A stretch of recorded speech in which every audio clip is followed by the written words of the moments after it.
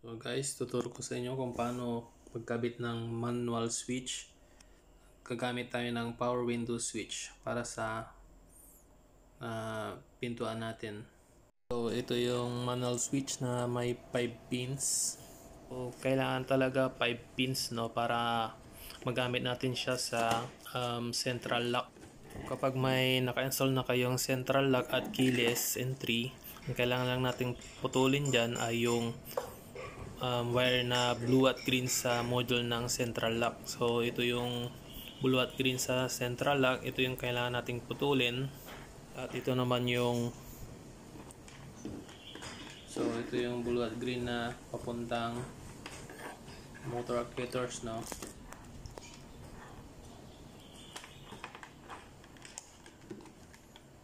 Ito yung master, yung blue at green.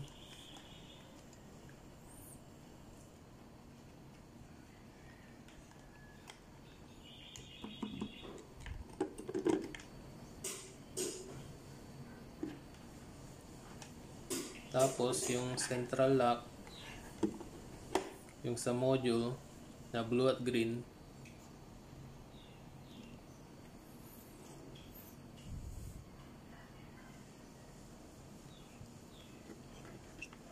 So ito yung 5 pins na manual switch. So, itong gitna yung number 3, kailangan natin siyang lagyan ng supply na positive. Depende sa inyo, kung gusto nyo yung nakasusi sa accessories kayo, kukuha ng positive.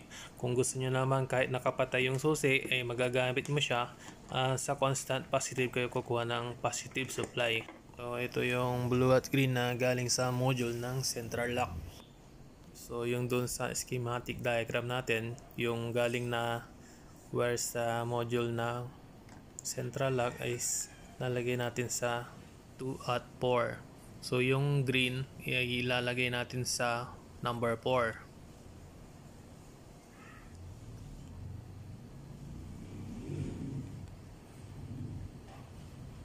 Yung blue naman lalagay natin sa number 2. So ito yung number 2 sa manual switch. So ito yung green na galing sa module, saka yung blue na nakalagay sa 2 at number 4.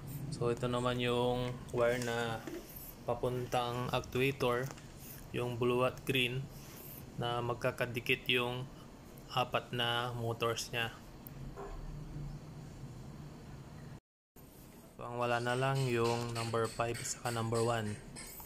So kailangan natin lagyan ng spade female terminal para malagyan natin ng wire yung 1 saka number 5. Ang ilalagay natin dyan yung natitirang putol na wire na papuntang motor or actuators, yung blue at green. So susundan natin yung color coding nya. Kung saan natin nilagay yung number 2, yung blue, doon natin lalagay yung blue para konektado siya. Kasi yung 1 at saka 2, kapag naka-off yung manual switch, may konektado siya. Yung 4 saka 5 naman, konektado din.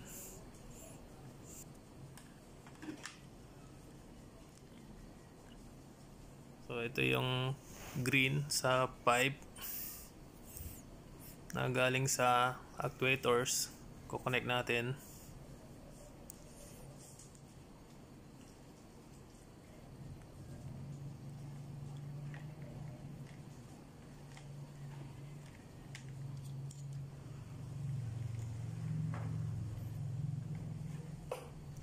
Tsaka yung blue na galing sa actuators, lalagay natin sa number 1 or katabi nung blue na number 2. So may color coding siya, yung blue dapat katabi nung blue, yung green dapat katabi rin ng green. Ang connection nitong power window switch na 5 pins, kapag naka-off yung 1 at 2 konektado, yung 4 at 5 konektado, tapos yung 2 2 at 4 na galing sa module ng central lock ay negative. So negative yung 2 at 4 saka 1 at 5. Kaya kapag pinasukan mo siya ng positive na manggagaling sa number 3, kapag pinindot mo yung lock, yung number 3 magbibigay ng positive supply sa number 5. Kaya gagana yung motors niya. Tapos kapag pinindot mo naman yung unlock, yung positive sa number 3 magbibigay ng positive supply sa number 1, kaya mag-unlock. So ganun ang connection ng 5 pins na power window switch. Magagamit mo siya sa remote kasi yung 1 at 2 konektado, 4 at 5 konektado din. At magagamit mo lang sa manual switch ay yung pagbabypass sa motors niya, yung unlock at unlock.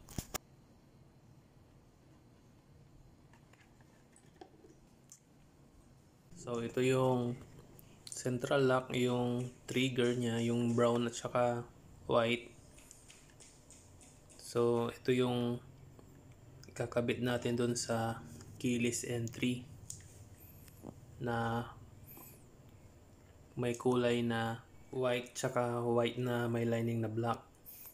So mula sa module ng central lock, yung white kakabit mo siya sa keyless entry na white, saka yung brown ilagay mo siya sa white na may lining na black. Tsaka kunin natin yung orange tsaka may lining na black. Ito yung kakabit natin sa ground. Isama na rin natin yung itong black kasi negative naman siya, kasama nung orange, saka orange na may lining na black. Pagsamahin natin sila kasi negative siya.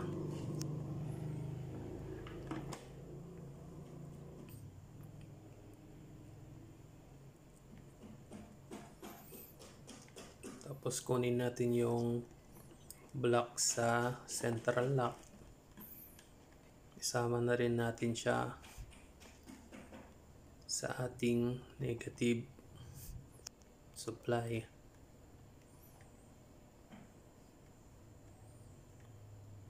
Pagsamahin natin, tapos lagyan na natin siya sa negative terminal ng battery.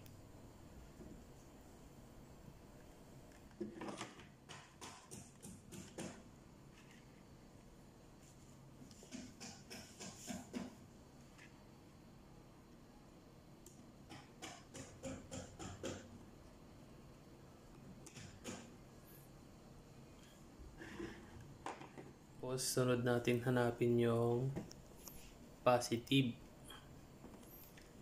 na susuplayan. So ito yung yellow, saka yellow na may lining na black. Positive yan. Tapos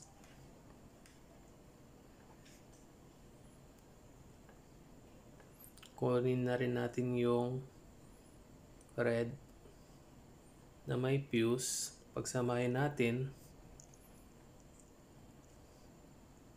yan yung idan muna natin siya sa fuse para safe siya. Tapos hanapin natin yung positive susuplayan ng module sa central lock, yung positive, yan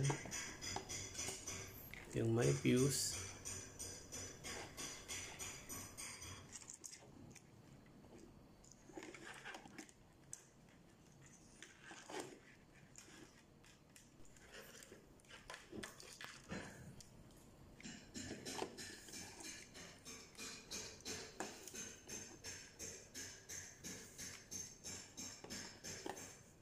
Tapos kunin na rin natin yung positive na susuplayan dun sa power window switch.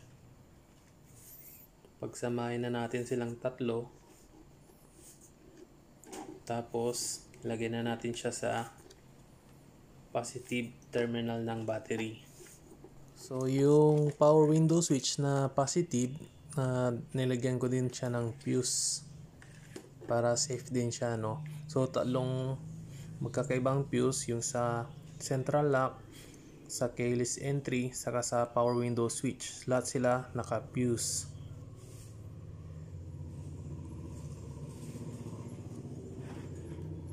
Tsaka ilalagay na natin siya sa positive terminal ng battery. So kayo na mag-decide kung saan nyo siya ilalagay yung power window switch. Yung positive na supply, kung sa accessories ba o kaya sa constant. Nasa inyo kung paano siya gustong gamitin. Kung gusto nyo bang kahit nakapatay yung susi, magagamit mo siya, ilagay mo siya sa constant. Kung gusto mo nakasusi, ilagay mo siya sa accessory positive supply. Testingin na natin siya kung gumagana ba siya sa manual switch saka sa remote. Tapos antayin nyo yung susunod kong mga video. Antayin nyo yung actual installation natin para makita nyo kung paano siya ikakabit sa mismong sasakyan natin. So gumagana naman siya sa manual switch natin, no. Lock, unlock, lock, unlock. Tapos subukan din natin siya sa remote, yung lock at unlock. So ganun lang guys, no, kung paano magkabit ng manual switch na may kasamang central lock at keyless entry. Kung nakatulong sa iyo yung video na ito, hit nyo lang yung subscribe button, like, notification bell para updated kayo sa mga susunod pang mga video. Thank you.